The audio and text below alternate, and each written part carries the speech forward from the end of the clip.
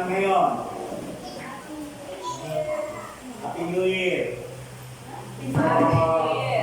Alam niyo mga kapatid, napakahalaga ng itong gawain na ito ngayon.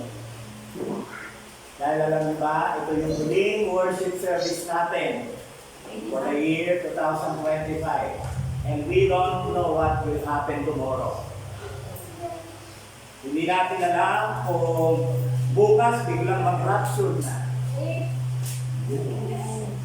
Kaya, ito yung panahon na dapat makikita natin. Hindi natatapos yung simula kung hindi mo tatapusin yung dulo. Amen.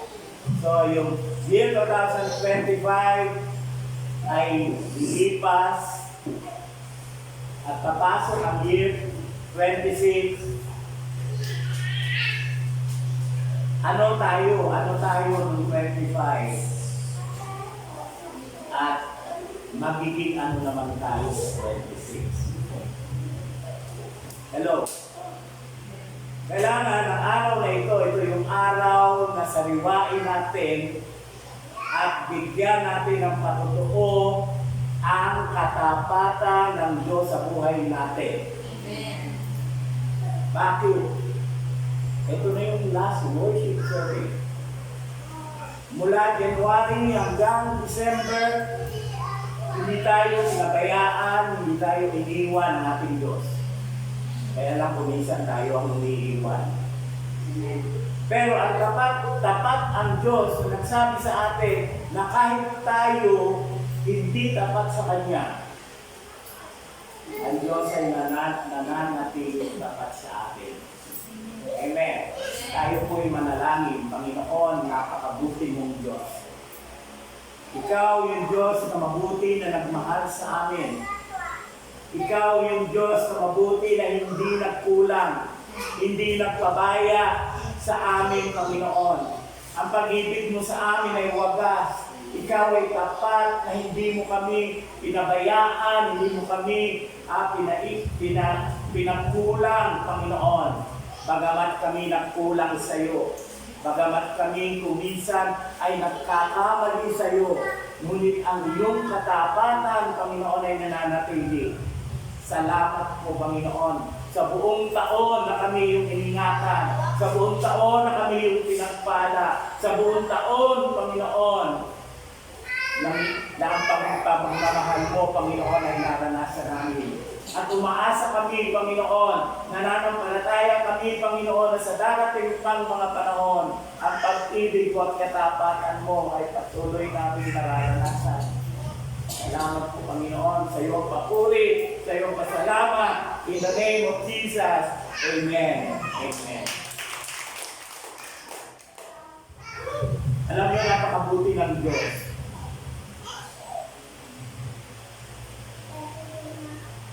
Noong Christmas, we celebrate Jesus. Amen. We celebrate Jesus.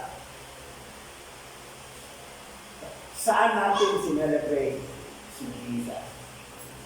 Kailangan ng celebration natin sa Panginoon ay nagmumula sa puso. Lahat ay para sa Panginoon. At ngayong umaga, ilang araw na lang New Year, ang gusto ng Panginoon sa atin, let us celebrate the goodness, the kindness, and the faithfulness of God. Yung kabutihan ng Diyos, kabaitan ng Diyos, at katapatan ng Diyos, kailangan ipagdiwang natin. Ang kanyang kabutihan, ang kanyang katapatan, ang kanyang pagiging mabuti at mabait sa atin, kung minsan naaabuso. Naaabuso kung minsan. Okay lang. Maintindihan naman ni Lord. Okay lang. Ngayon lang naman ako mawawala. Okay lang. Yung mga bagay na okay lang, kung minsan magandang pakinggan, pero sa ating puso, hindi natin alam na ang Diyos natin, lagi na tayo hinahanap, lagi na tayo hinihintay, at kung tayo ay nagtitiwala sa Diyos, ang Diyos din naman nagtitiwala sa atin. Amen po ba? Sabi ko dito, binasa kanina sa English, babasahin ko, Lamentation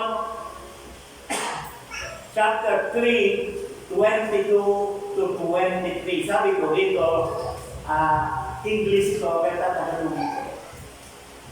Sabi dito, because of the Lord's great love, we are not consumed. For His compassion never fails. They are new every morning.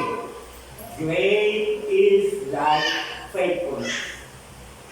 Sabi ng Panginoon, sapagkat ang pag-ibig ng Diyos ay walang tapat at hindi nagmamalit.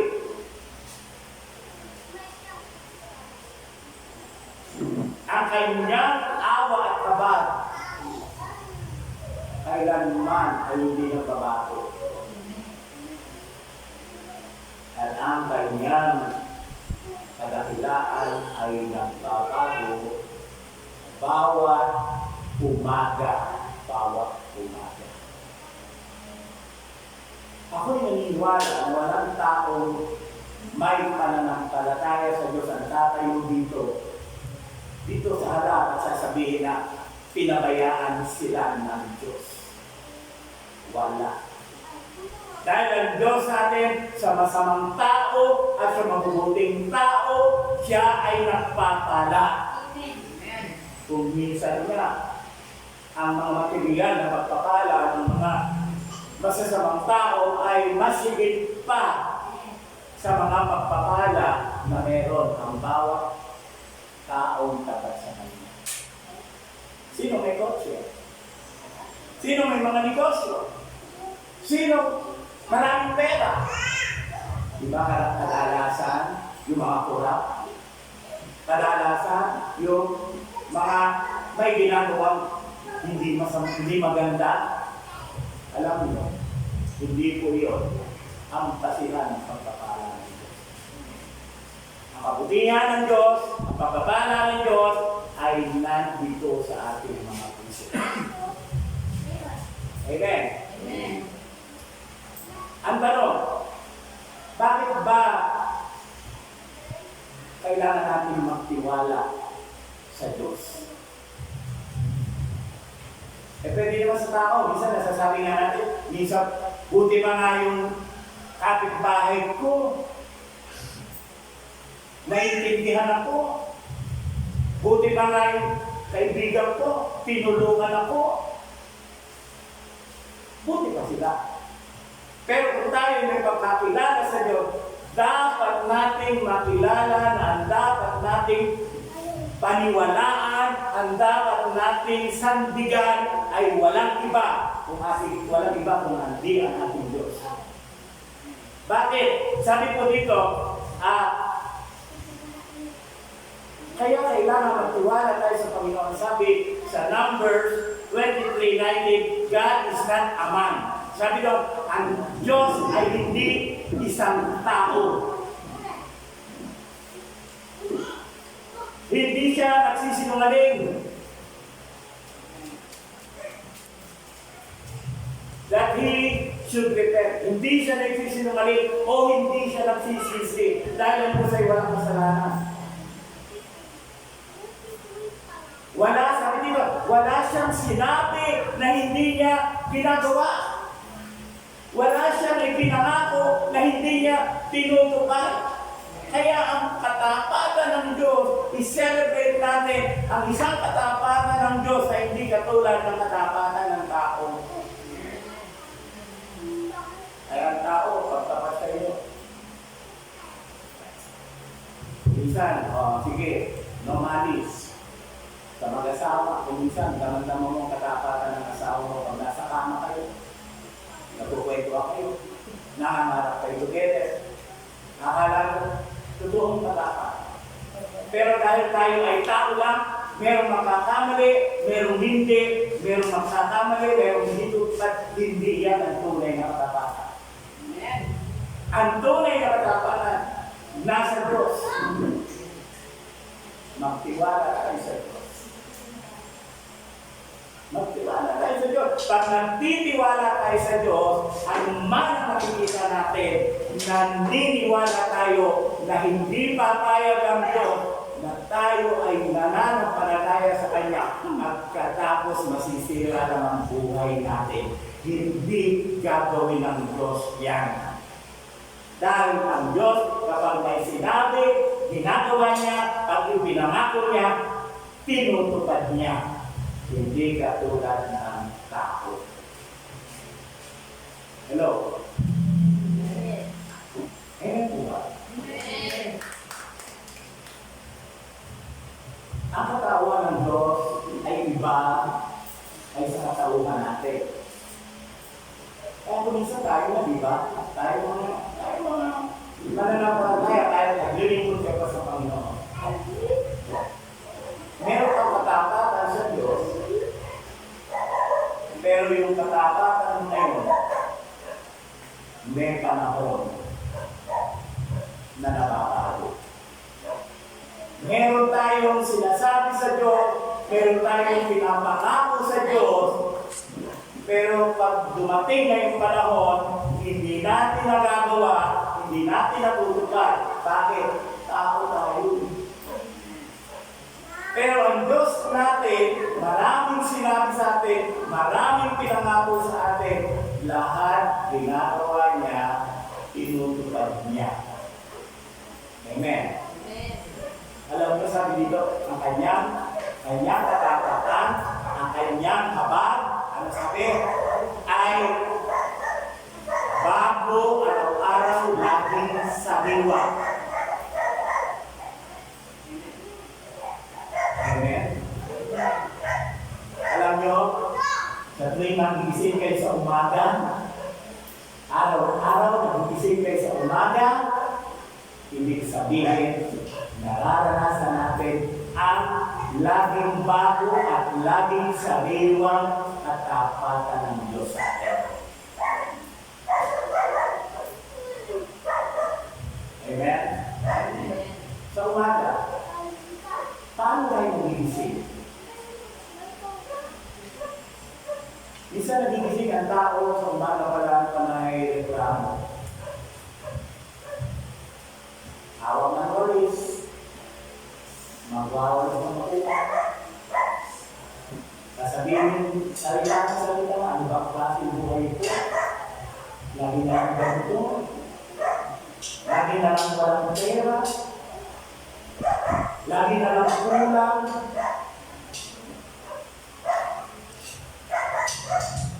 Pero subukan mo.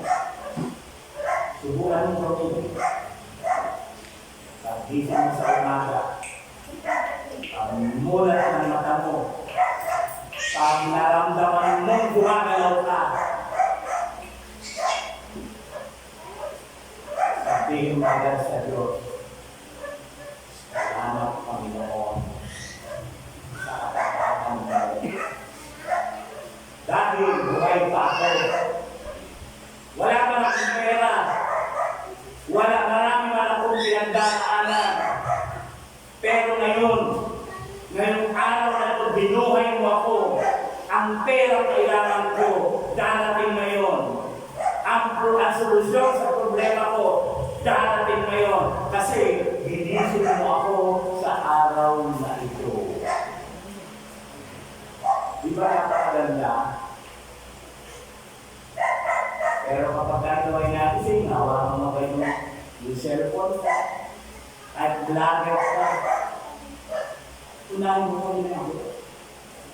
Hawa ka ng cellphone, at tunahin mo na ako, hindi na naaalala yung Diyos na. Kaya mamaya sa testimony, alam nyo, gusto ng Diyos pagkakatuto kayo mamaya. Gusto ng Diyos magkatuto kayo kung paano naging lahat ang Diyos sa atin mula January hanggang kami na. At pagkatapos doon, sa January ulit hanggang sa susunod na December, patuloy na gagawa ang Panginoon ang himala sa buhay natin. Patuloy tayo magpapasalamat. Hello? Tuloy ang Panginoon. Yung katapatan ng Panginoon sa buhay natin, lagi yan ang nangyayari. Alam mo, may plano tayo. May plano tayo. Pero kapag ang plano ng Diyos ang nanaig at nangyari, huwag na huwag tayong tatampo sa Diyos. Dahil kapag pinangyari ng Diyos ang kanyang katapatan sa atin, iyon ang kalooban niya para sa atin. Amen. Amen po? Amen.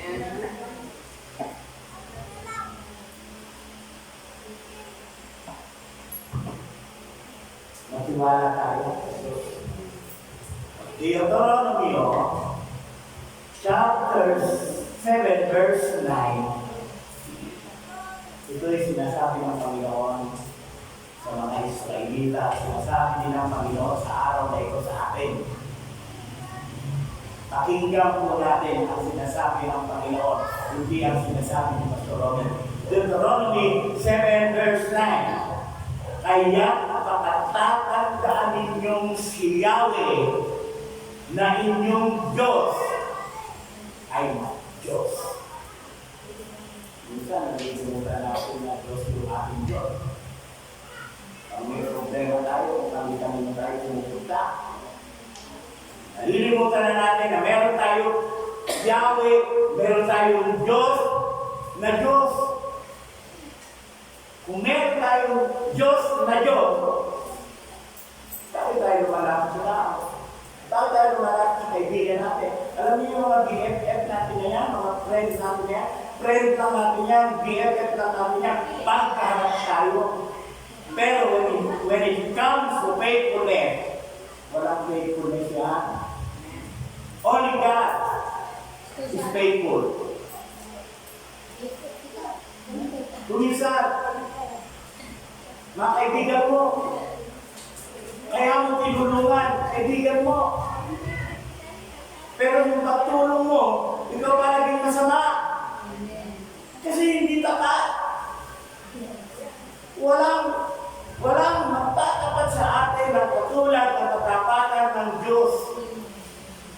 And even sometimes, yung nasa pamilya natin,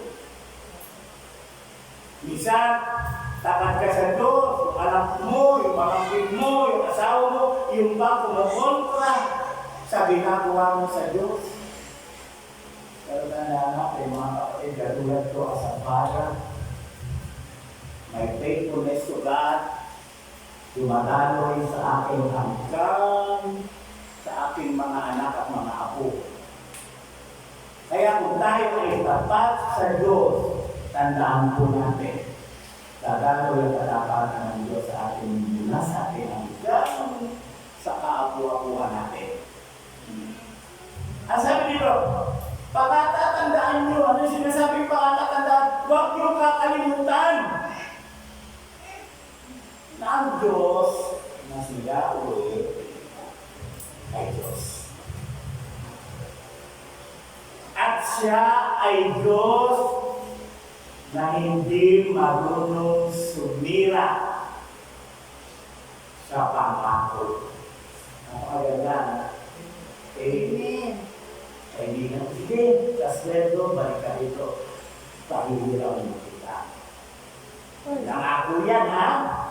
Pero pag pinalikat ko, my friend, my best friend, yung pangako mo sa akin, balik ako pahihiraw mo. Ano sasagot sa'yo? Eh, dami na binayaan. Nagbayad ko dito. Ibaya ko na ito. Katunayan, kailangan ko din sa'yo. Pero sa Diyos, ang Diyos natin, kapag nangako, sinabi ng Panginoon, unahin mo ako at lahat ng kailangan mo, ibibigay ko sa'yo.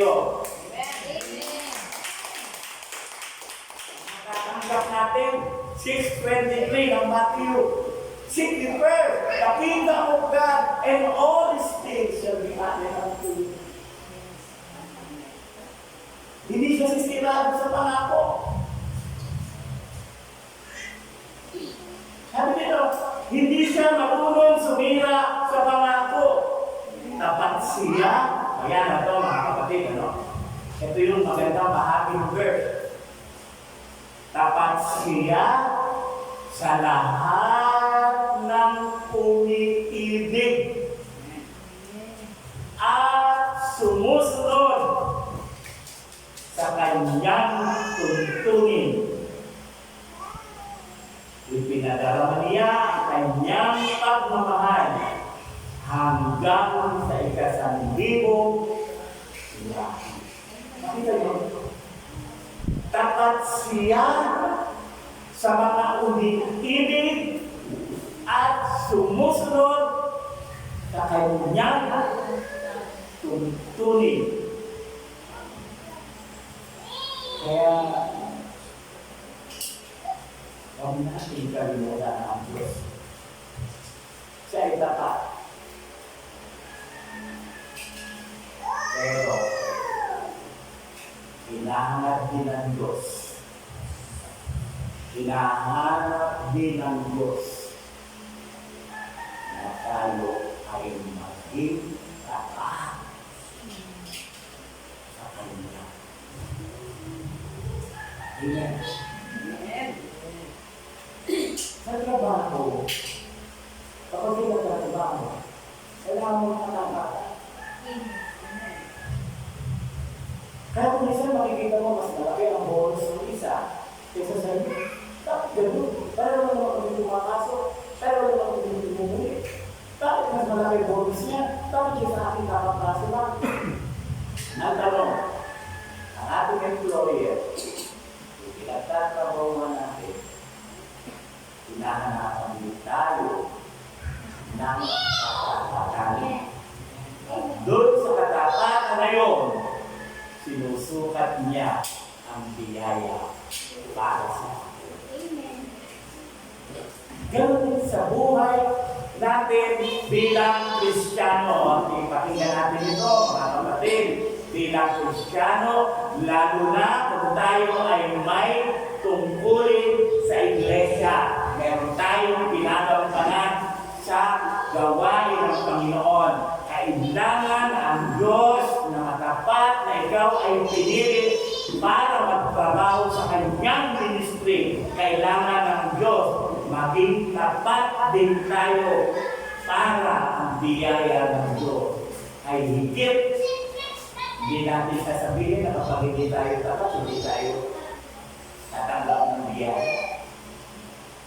Ang sasabihin natin, dapat tayo tapat sa pinagagawa ng Diyos atin, mas higit pang pagpapala ang mga kasabay. Kaya in the year 2026, hanapin mo sa sarili mo. Panginoon, ako ba talaga ay dinalaga mo bilang tagapagluto dito? Pinagdang ko yan, Panginoon. Kaya lang bilang tao, Panginoon, sometimes, loobin mo, Lord, na maging tapat ako. O Panginoon, ako ay tinawag mo sa lugar na ito para lumikara. Salamat. Sa dami-dami ng tao, pinili mo akong lumikara. Lord, ako isang tao lang. Alam ko, ikaw ay tapat. Loobin mo na makita mo rin sa puso ko ang katapaw natin sa iyo. Ganun.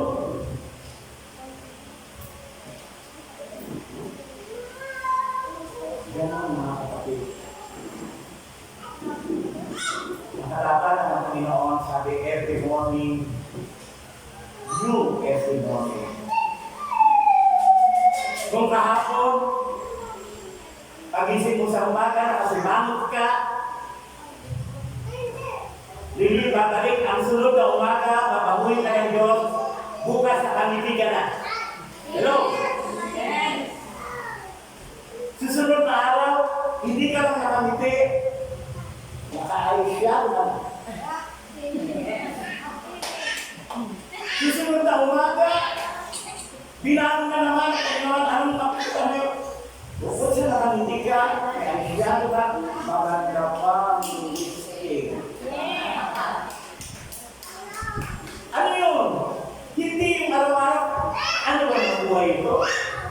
lagi na nawalan ng bigas, lagi na nawalan ng pera, yung asawa ko, tatamag-tamay, ganito. Tandaan nyo, kayo ang pumili ng asawa ko. Kayo ang pumili ng asawa ko. Kayo, pinagkatiwala mo buong mong pagkatao at katawan. Pagkatapos tuwing umaga, sasabi mo, asawa ko, tama. Asawa ko, walang pakinata. Ang tanong, sino ba ang pumili ng asawa mo?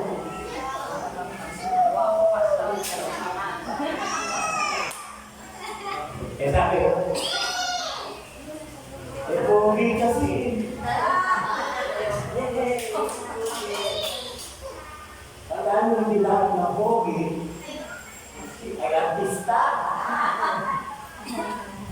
Ang mga pinaka-pogi ay mga pastor.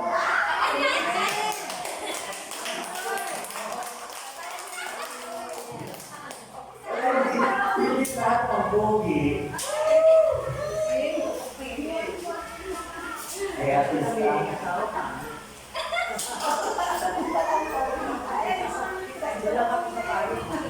Karamihan sa may bakal na kamay na magaling umataw sa pisngi ng babae, mga pogi. Karamihan. Pogi. Pinapatawa ko lang kayo. Yun ang buhay natin. Dapat every morning, nag-i-increase na mag-i-increase. Masiyahan natin sa buhay natin dahil alam natin na mayroong Diyos na siya ay tapat sa atin. At kailangan din ng Diyos na tayo ay maging tapat sa Kanya para ang lahat na Kanyang ipinangako sa atin ay magkaroon ng katuluhan at makarating. Hello? Oy, sister, ang ganda ng bag mo.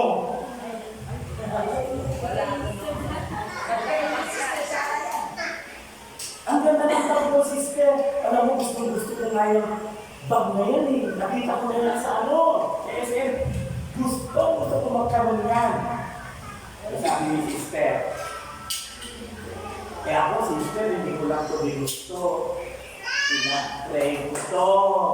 Hinihingi ko ito kay Lord. Kaya binigay ni Lord. Dahil ang sabi ni Lord, humingi ka at ikaw ay bibigyan.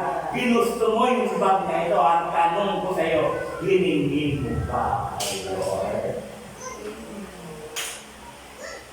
Kaya minsan mag-blessing, nakikita natin sa ibang tao, hindi natin nakikita sa atin. Kasi ang sikreto naman ng ibang kapatid, nakakasita mo humingi. Sa tao, pag ikahingi ng hingi, malayo ka ba? Ay, sabihin mo, wala ako ha. Manghihingi na naman yan. Pero sa Diyos, tandaan nyo, at tayo hingi ng hingi sa Diyos, hindi nga tayo tatamuhan. Hello? Alam ba bakit sabi ng Panginoon sa kanya, tinuro sa ating mga panalangin? Bigyan mo kami ng aming kakainin araw-araw. Pray na lang tayo, hindi ka nang limang pagkain araw-araw. Eh ngayong Christmas, ang daming ayuda. May isang kabang bigas. May 10 kilo. Meron. Ang dami ng pinaka. Sasabihin mo, oh, salamat. May bigas na kami sa 2 buwan. Ibig sabihin, 2 buwan, di ka naman nanalangin. Di ka naman pray. Kasi may bigas ka na, pag 2 buwan. Kaya sabi ng Lord, yung pagkain natin, hihingi natin sa Lord, araw-araw.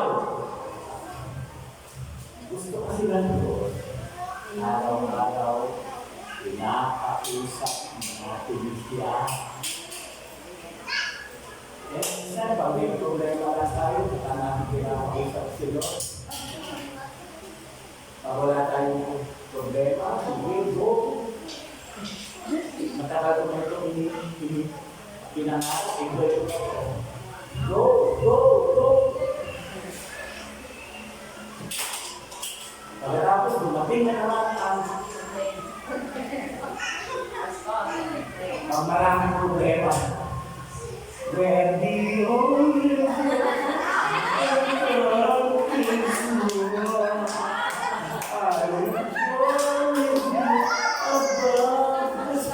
maraming problema yan, ha?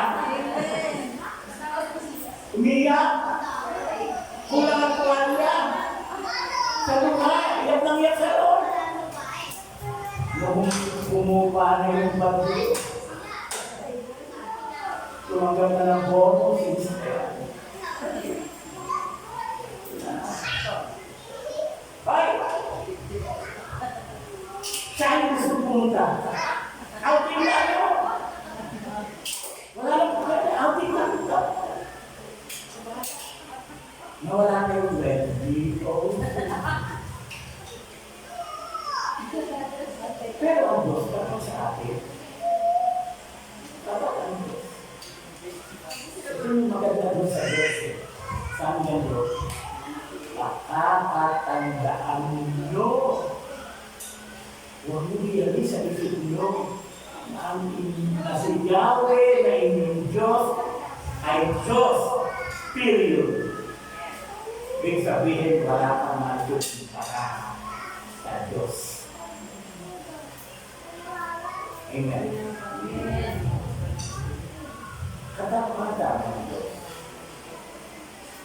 Kailangan natin maging tapat sa Diyos. Tama, sinabi ng Biblia na kahit tayo ay hindi tapat sa Diyos.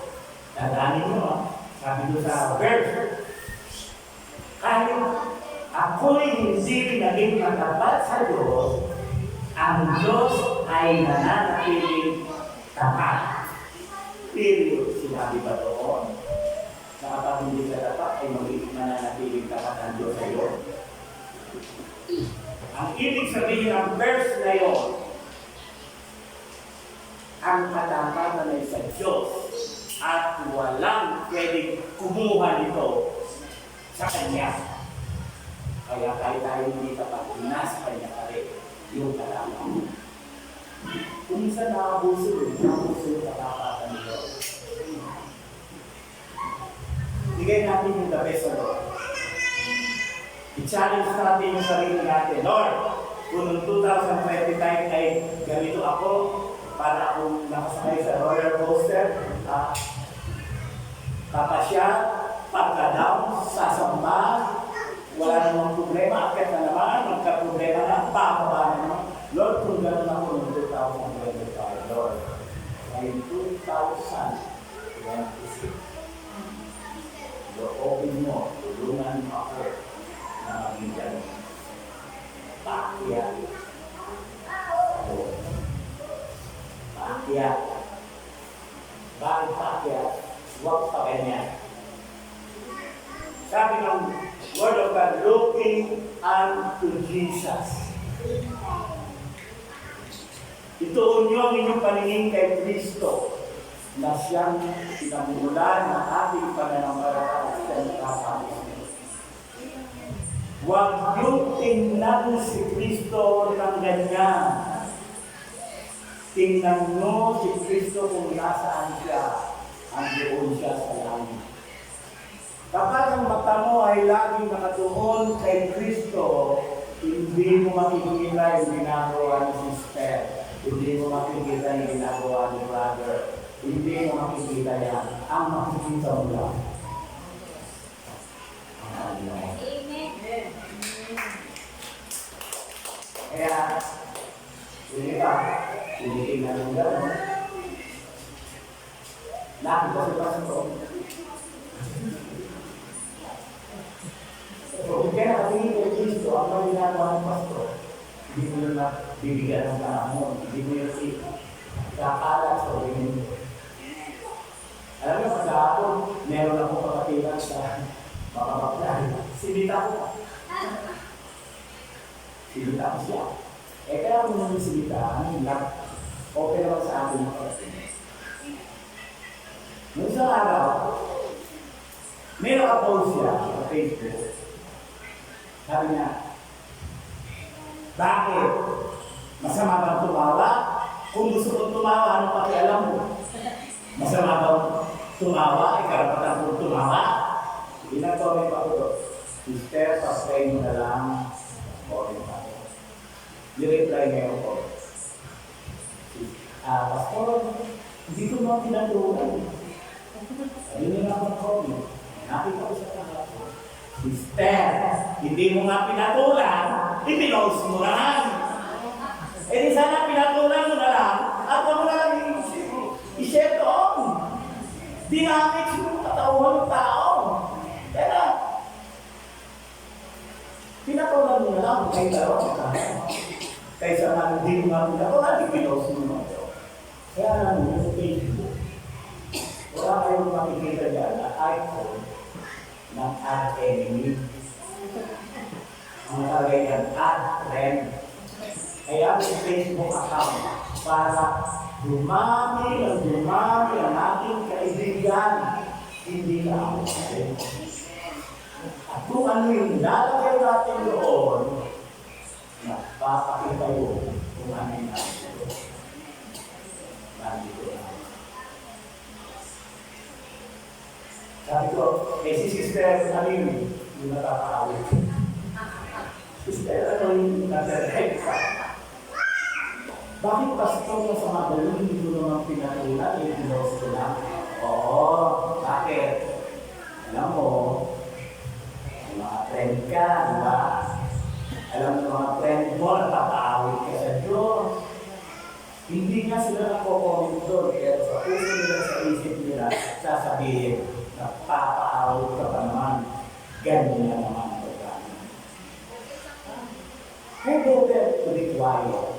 Do not use social media. May intindihan nilang daan tayo. Sabi na, think a million times before rest, enter, or pause. Siyempre mong mabuti bago post. Kasi alam nyo, na-post mo, after 5 minutes, naisip mo mali, binula mo. Kapatid, marami na nakakasa mo sa loob ng 5 minuto. Sabi ba, kaya ako, tao siguro na rin sa akin. Ikaw talaga, pastor, hindi ako nakakaligtas sa'yo. Hindi, kailangan mo. Kasi mga anak ko kayo sa Panginoon. Pero yung ibang tao na hindi sinasaway. Pinababaya ko. Pero ang mga anak ko sa Panginoon, talagang bahagi ng buhay namin lang kasi sasaway namin kayo. So, pray ng Panginoon, ang sinabi ng Panginoon, ito na yung huling verse.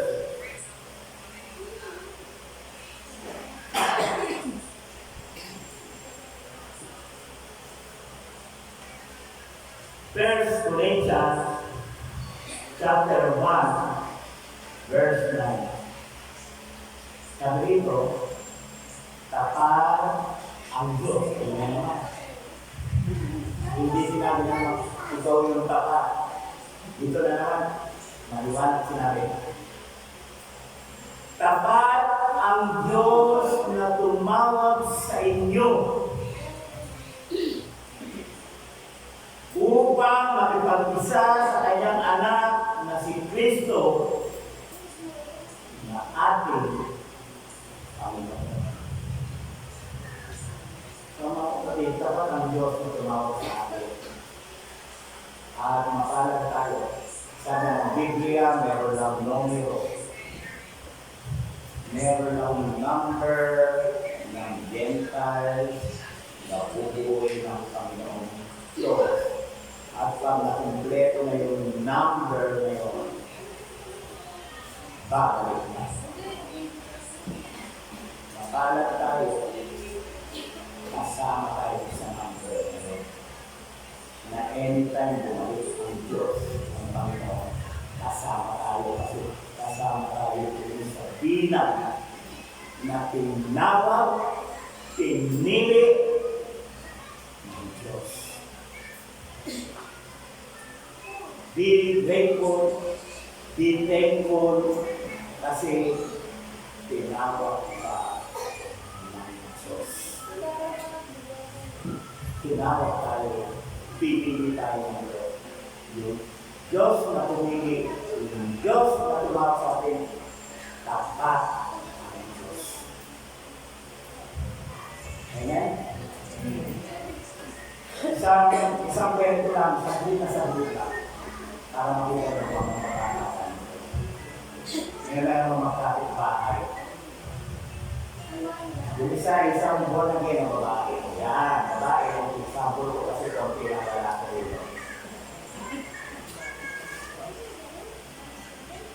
Buwan na ngayon ang babae, ang kapitbahay, isang negosyanteng mayaman, ang daming sasakyan, ang daming hali-halian, may grocery, at kung ano pa. Yung born again na Christian, na babae ay nagtatrabaho lang bilang empleyado, papasok sa umaga o uwi sa hapon, at pagkatapos ay matutulog na.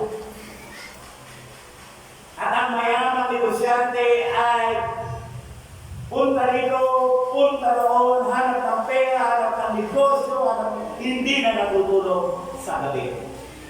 Dahil isip sa dami na kayamanan kung paano nito mauubos. Isang araw, sabi ng mayaman, bakit gusto yung babae na yun? Dahil sa umaga, muli sa gabi. Sa hapon, sa gabi, doon, kaya matutulog. Bakit ako lahat ng kailangan ko nasa akin, bakit hindi ako makatulog? Walang kakayapaan sa puso ko.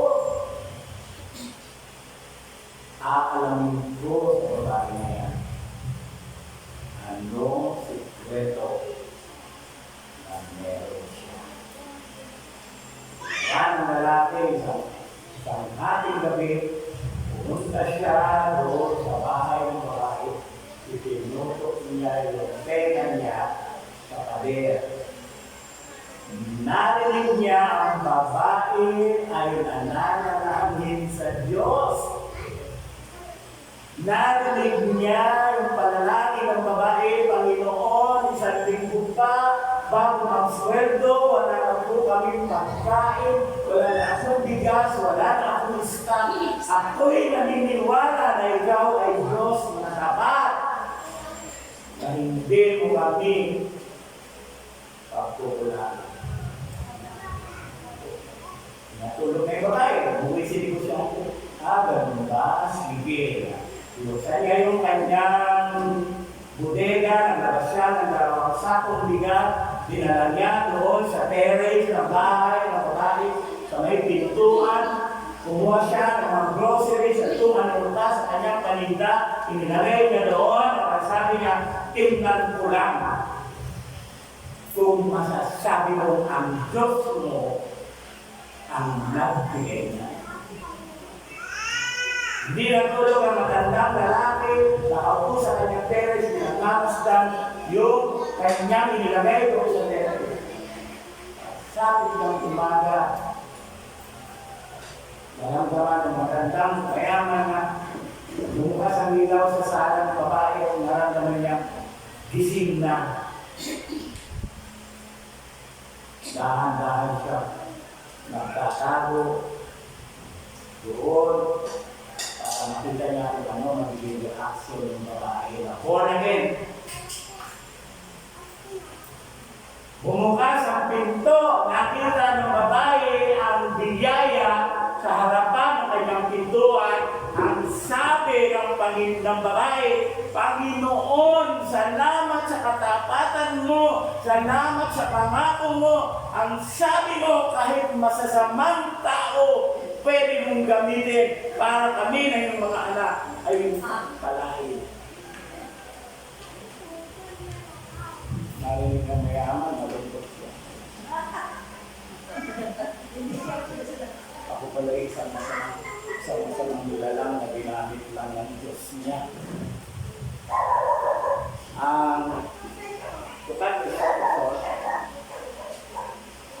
sabi ng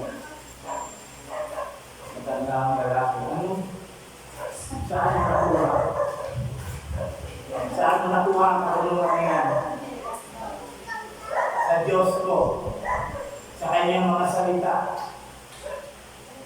Kapag ining anak ng Diyos. Dahil meron akong Diyos, na kapag nangako, tinutupad niya. Kaya nangyari, alam nyo, yung matandang mayaman na kasama ng babae, karuwayo ng Panginoon, at nakilala niya na kaya pala siya mayaman, may Diyos na tapat na nagpayaman sa kanya. Yun ang pagkakataon ng tayo po'y umawi sa kanyang manalangin. Pero ay awitin natin ang katapatan mo, O Diyos, kami yun, di ba? Katapatan mo, O Diyos, alam ng lahat yun. Alam nyo, maganda yan, habang inaawit natin yan, pumikit tayo. Habang umawit tayo, na makikit, alalahanin mo yung buhay natin ng bawat isa. Simula ng January hanggang ngayon, balik panahon kung paano naranasan ng katapang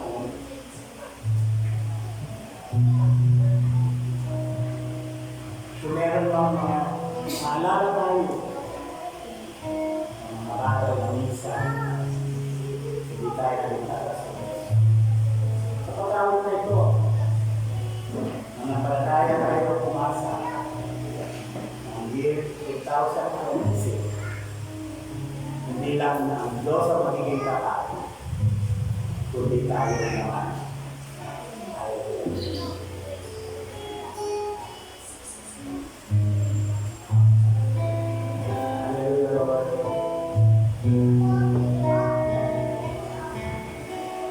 Kapatan mo, O Diyos, na yan dakilan. Pag-ibig mo'y wagas at walang pakitay. Sa aking puso, sa aking luway, pag-uwing pagsambay, iaalay.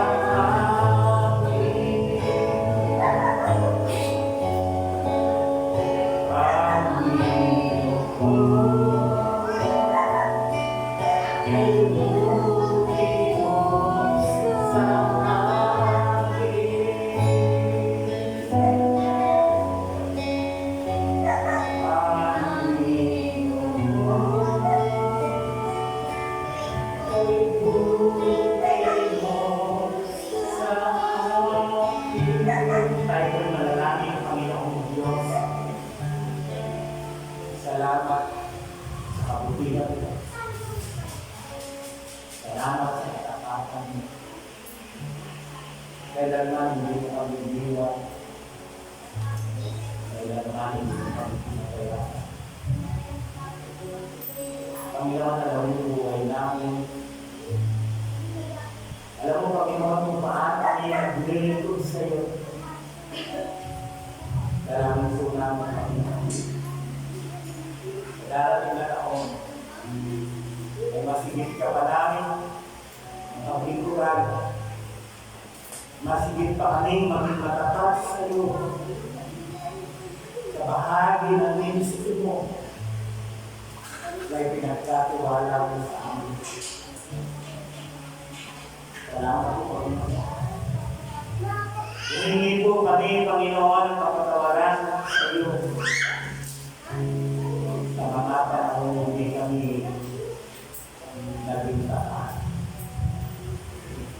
Salamat dahil bagamat hindi kami tapat sa iyo.